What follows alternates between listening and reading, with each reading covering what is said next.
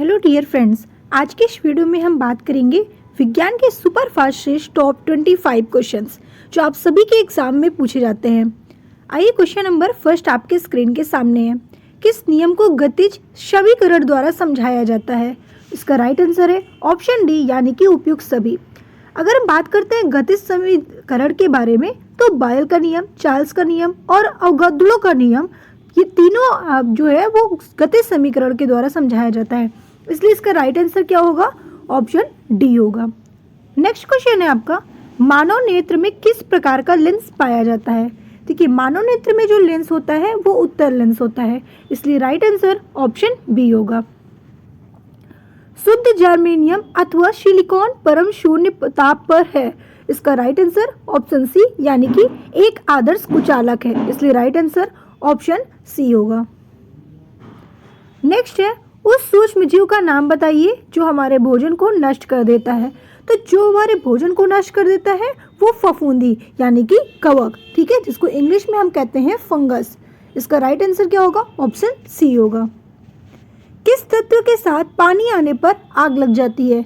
देखिए, अगर आग को पानी को साथ में रखोगे सोडियम के साथ तो आग लग जाएगी, यानी कि कहने का तात्पर्य ये है कि सोडियम को कभी भी पानी में नहीं रखा जा सकता, इसलिए इसका राइट आंसर ऑप्शन ए है।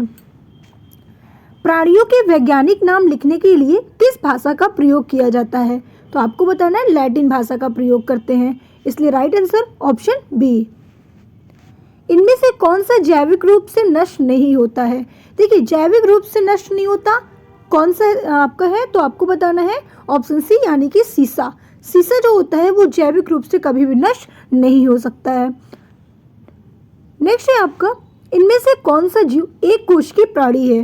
देखिए, एक कोश की, बहुकोश की, इस तरह के क्वेश्चन बहुत सारे पूछे जाते हैं, लेकिन यहाँ पर पूछा गया एक कोश की प्राणी कौन है? तो अमीबा। अमीबा है वो एक कोश की प्राणी है, यानी कि ये यूनिसेलुलर है, ठीक है। अगर हम बात करते हैं अमीबा के बारे में तो अमीबा का जो साइंटिफिक नेम होता है वो अमीबा प्रोटियस होता है और ये जल, नदी, तालाब, चट्टानों में पाया जाता है, जिसका कोई भी आकार नहीं होता है। नेक्स्ट है आपका, इनमें से कौन उर्वरक का काम करता है? देखिए, उर्वरक के काम के लिए यूरिया बहुत ही महत्वपूर्ण है, इसलिए राइट आंसर ऑप्शन डी होगा। आवर्त सारणी के प्रथम वर्ग के सदस्य हैं। देखिए, आवर्त सारणी के प्रथम वर्ग के जो सदस्य होते हैं वो सारे क्या होते हैं? क्षारीय धातु होते हैं, ठीक है। जितने भी आपके आवर्त सारणी में प्रथम वर्ग के होंगे वो सारे क्षारीय धातु होंगे, इसलिए राइट आंसर ऑप्शन बी लगा दीजिए। बैटरी का धन ध्रुव क्या होता है? देखिए, जो बैटरी का धन ध्रुव होता है वो एनोड होता है, इसलिए राइट आंसर ऑप्शन बी है। तांबे की गेंद को गर्म करने पर उसके घनत्व पर क्या प्रभाव पड़ेगा? तो भाई उसके जो घनत्व पर प्रभाव पड़ेगा वो घटेगा, यानी कि तांबे की गेंद को जब आप गर्म करोगे तो उसका जो घनत्व है वो क्या हो जाएगा? घट जाएगा। पानी और चाक के मिश्रण को पृथक किया जा सकता है, ठीक है। कैसे पृथक किया जा सकता है? तो आपको बताना है छानकर, ठीक है। पानी और चाक को हम छानकर अलग कर सकते हैं, ठीक है, इसलिए राइट आंसर ऑप्शन सी होगा। निम्नलिखित में से झूठा सोना किसे कहा जाता है? ये बहुत ही इंपॉर्टेंट क्वेश्चन है, झूठा सोना, ठीक है। झूठा सोना की बात करें तो आयरन सल्फाइड को हम झूठा सोना के नाम से जानते हैं, इसलिए राइट आंसर ऑप्शन बी लगा दीजिए। श्वेत रक्त कण क्या कहलाता है? देखिए, श्वेत रक्त कण को हम क्या कहते हैं? ल्यूकोसाइट कहते हैं, यानी कि ल्यूकोसाइट, इसको हम अगर बात करते हैं WBC, ठीक है, WBC के नाम से जानते हैं, जिसे बोलते हैं वाइट ब्लड सेल्स, ठीक है। जो ल्यूकोसाइट है ये साइंटिफिक नेम है, ठीक है। मायोपिया से क्या तात्पर्य है? मायोपिया कहता है निकट दृष्टि दोष, ठीक है, इसलिए राइट आंसर ऑप्शन ए है। नेक्स्ट क्वेश्चन है आपका, निम्न में से कौन सा कठोरतम धातु है? देखिए, कौन सा धातु सबसे कठोरतम है? तो प्लेटिनम। प्लेटिनम जो सबसे कठोरतम धातु में से एक है। निम्नलिखित में से कौन सा पौधों में प्रजनन का अलैंगिक जनन या अलैंगिक रूप नहीं होता है? देखिए, यहाँ पर क्वेश्चन को थोड़ा सा समझिएगा। कह रहा है कि निम्न में से कौन सा पौधा प्रजनन का अलैंगिक रूप नहीं है? तो आपको बताना है परागण, ठीक है। परागण जो होता है, परागण की जो प्रक्रिया होती है वो अलैंगिक रूप नहीं होती है, इसलिए राइट आंसर ऑप्शन सी है। विश्व आर्द्र भूमि दिवस 2024 का विषय क्या है? तो इसका जो विषय है वो है मानव कल्याण, यानी कि आर्द्र भूमि और मानव कल्याण, इसलिए राइट आंसर ऑप्शन सी। निम्नलिखित में से कौन सी कोशिका मानव शरीर में सबसे लंबी कोशिका होती है? देखिए, सबसे लंबी कोशिका की अगर हम बात करते हैं तो तंत्रिका कोशिका हमारे शरीर की सबसे लंबी कोशिका और सबसे बड़ी कोशिका मानी जाती है। तंत्रिका कोशिका में जो सेल्स पाई जाती हैं उस सेल्स का नाम होता है न्यूरॉन।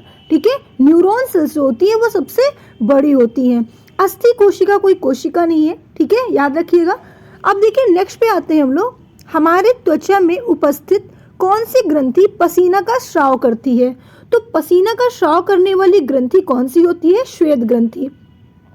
हमारे स्किन में श्वेत ग्रंथि पाई जाती है जो पसीने को बाहर निकालने का काम करती है।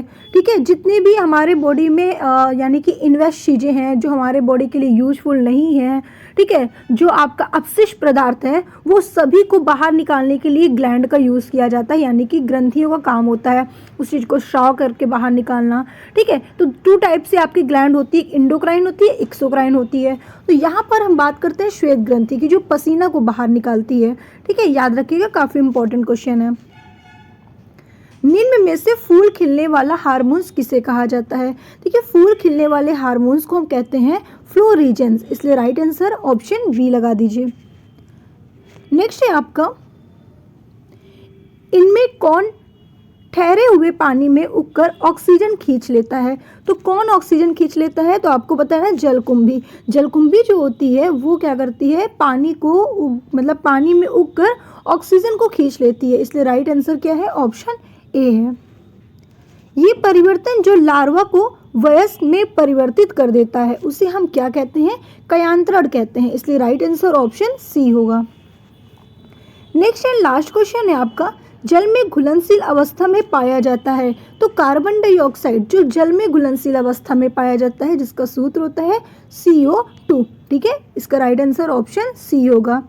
तो आज हमने आपको टॉप 25 क्वेश्चंस बताया जो आप सभी के लिए काफ़ी इंपॉर्टेंट क्वेश्चंस थे। फिर मिलते हैं नेक्स्ट क्लास में नेक्स्ट वीडियो के साथ।